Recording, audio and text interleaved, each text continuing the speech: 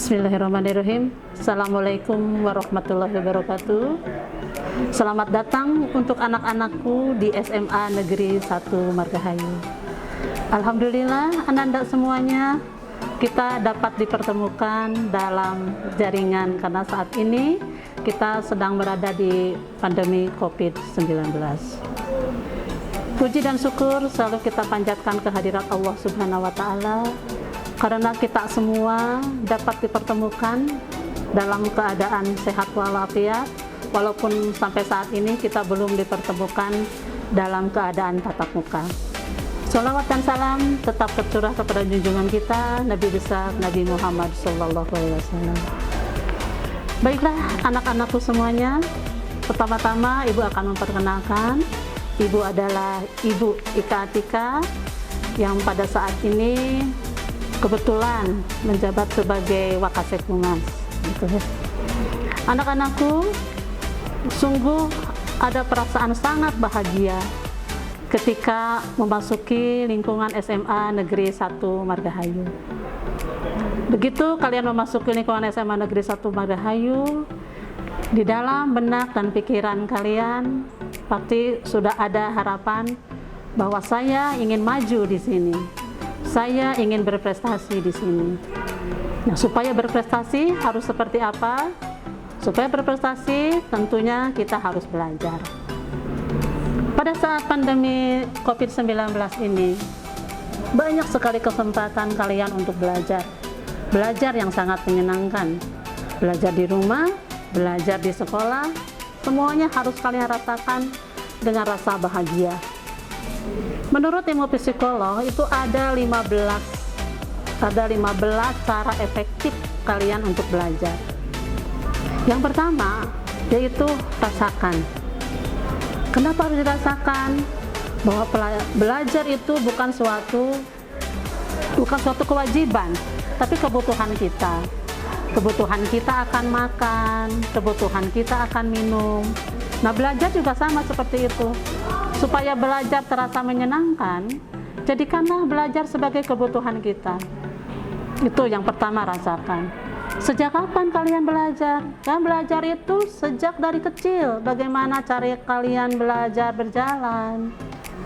Nah, bagaimana senangnya pada saat kalian belajar naik sepeda?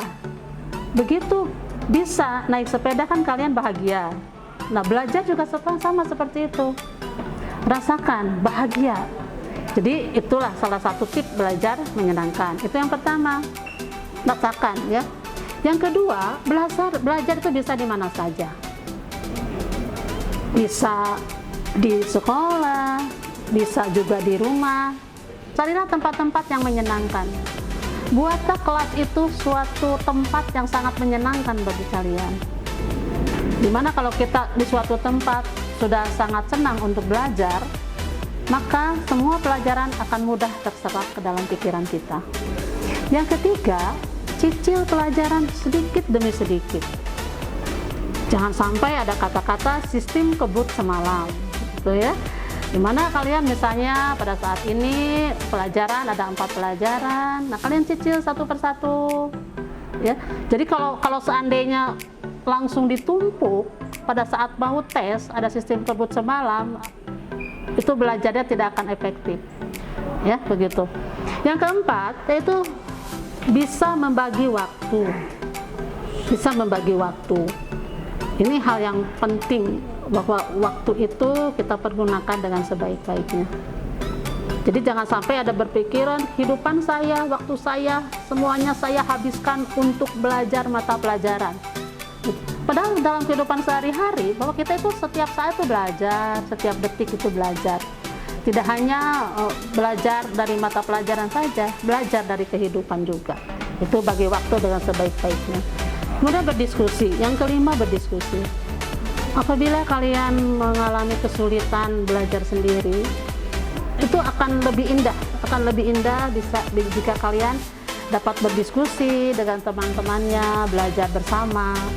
Itu ya, jadi tidak usah semua kesulitan dipahami sendiri. Yang tidak boleh itu berdiskusi pada saat kalian melaksanakan ulangan atau melaksanakan tes, gitu ya.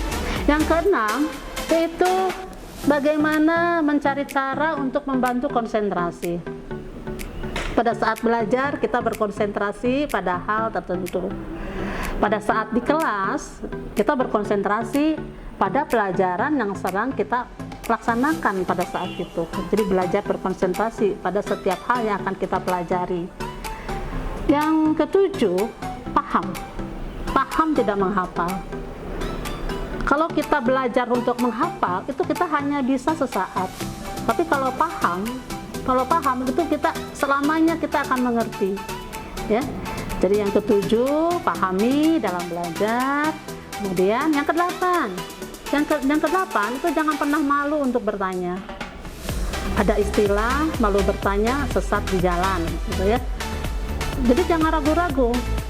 Apabila nanti kalian dipertemukan dengan ibu pada saat belajar tatap muka, apa yang tidak kalian pahami, langsung tanyakan. Ya, tidak usah malu-malu ya.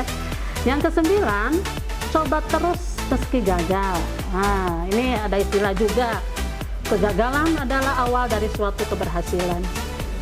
Pada saat kalian belajar jalan, tidak langsung bisa lari.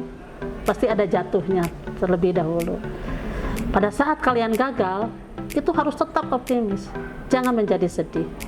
Sedihnya hanya sedetik saja, sesaat saja, ya, gitu. Karena camkan dalam diri kalian bahwa kegagalan adalah suatu awal dari kesuksesan. Yang ke-10, sukai mata pelajaran. Nanti apabila kalian sudah masuk ke kelas 10, sudah ada tes umum, tes psikotes, nanti kalian akan dijuruskan. Ada yang masuk ke jurusan IPA, IPS ataupun bahasa. Nanti apabila kalian masuk ke jurusan IPS, misalnya, sukai semua pelajaran yang ada di situ. Sukai mata pelajaran. Seperti kalian apabila wanita menyukai atau mengagumi teman kalian yang laki-laki. Sama ke pelajaran juga seperti itu. Kagumi, sukai pelajaran yang ada. Oke ya. Untuk selanjutnya yaitu manfaatkan fasilitas yang tersedia.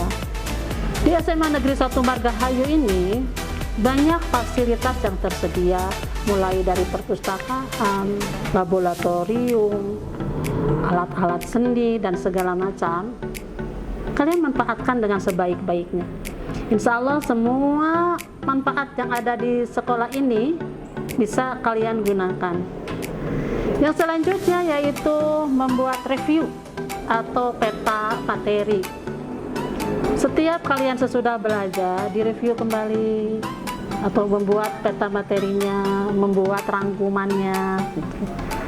Insya Allah kalau dicicil tidak disekaliguskan, bertahap begitu ya. Insya Allah kalian akan bisa.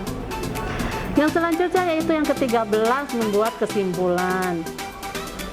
Setiap kalian belajar, sudah mereview, buatlah kesimpulan ya, supaya mudah dipahami, tidak mudah dilupakan. Yang selanjutnya, terus mencoba untuk latihan. Jadi tips ke-14 untuk efektif belajar itu, mencoba untuk selalu berlatih. Misalnya, ibu kasih contoh karena ibu guru mata pelajaran kimia, ibu kasih contoh satu. Setelah ibu menerangkan materi tentang kimia, kalian pahami, kalian cerna.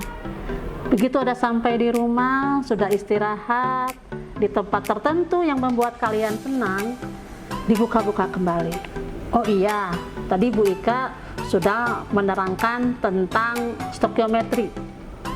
Langsung di rumah kalian buat soal sendiri, kerjakan sendiri. Insya Allah, segala sesuatu yang dicoba sendiri, kemudian jawab sendiri, itu akan lebih dipahami dan akan lebih dimengerti. Dan hal yang terakhir yang tentu yang tidak boleh kalian lupakan setiap saat yaitu berdoa. Berdoa kepada Allah supaya kalian semuanya selalu diberi kesehatan, ya, diberi semangat, diberi kekuatan, berdoa dan berolahraga begitu. Oke anak-anakku, sekian sedikit tip-tip belajar efektif dari Bu Ika.